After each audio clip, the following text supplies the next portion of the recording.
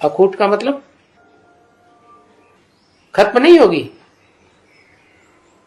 खत्म तो होगी, क्योंकि एक ही आत्मा अभोक्ता है और बाकी सब आत्मा भोगी है। तो जो पूरा ग्रास्प करती है वो भी भोगी बनती है या नहीं बनती है? वो भी अंत में आकर अंतिम जन्म में भोगी की लिस्ट में आती है, और ऐसी भोगी की लिस्ट में आती है जिसका मुकाबला कोई कर ही नहीं सकता। तो खंडन हुआ कि नहीं है? खंडन हो गया। क्या खंडन हो गया? सद्धर्म का स्वयं ही खंडन कर दिया।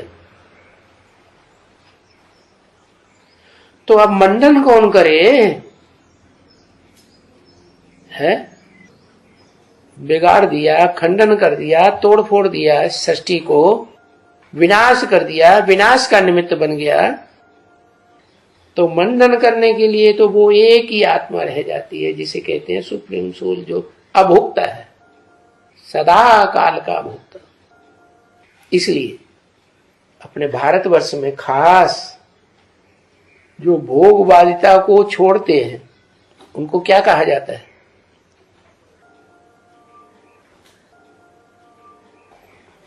जो भी ऐश्वर्य की बातें हैं, सुख संपत्ति के साधन हैं, उनको छोड़ देते हैं, उनको कहा जाता है सन्यासी। तो सबसे जास्ती भारत में किसका मान है?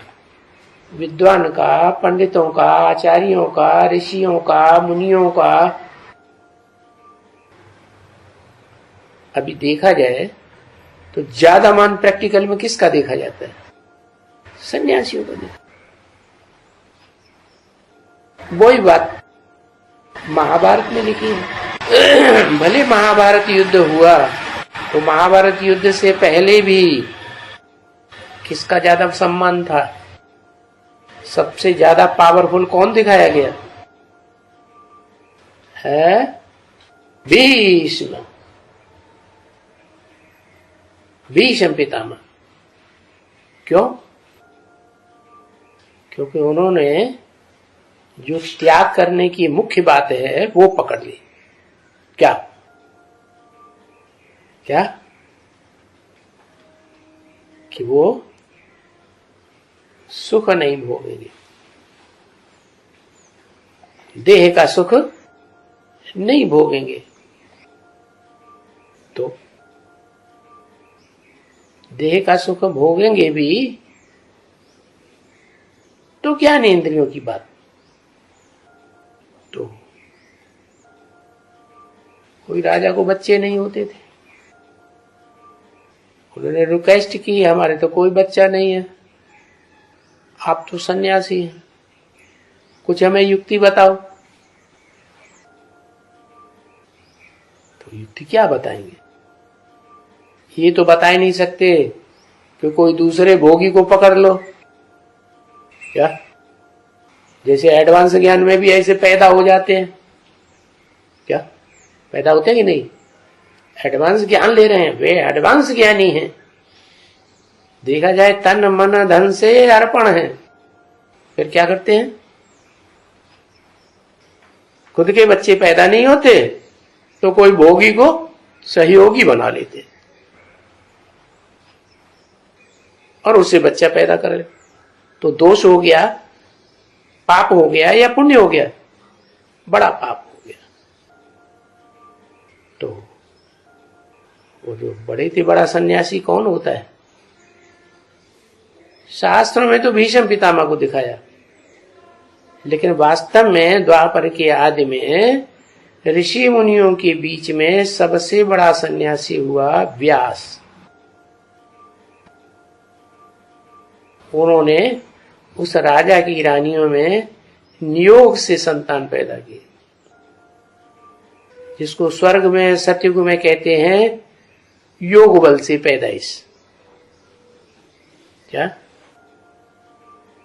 सामने बैठाया एक एक को, और ईश्वरीय याद में उनको या आत्मिक स्थिति में रह करके दृष्टि योग दिया। तो अब जैसी माता की स्थिति होगी वैसा ही पैदाइश होगी ना। कोई तो डर गई, पीली पड़ गई, तो पांडु पैदा हो गए। अरे जैसी धरणी होती है वैसा ही तो फसल पैदा होगी ना। कोई ऐसे हो गई, कोई कैसे हो गई, तो उससे क्या हुआ? बीज डालने वाला तो एक ही, फिर अंतर क्यों पड़ गया? कोई अंधा पैदा हुआ,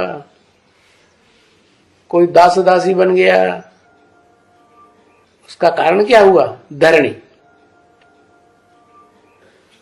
तो ये धरणी है, इसीलिए कहते हैं घर की धरित्री अच्छी हो तो घर स्वर्ग बन जाए,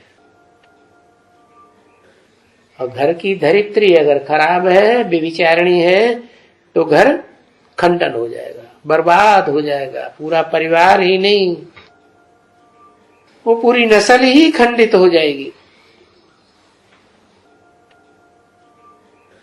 तो सब चीज का खंडन हो जाता है।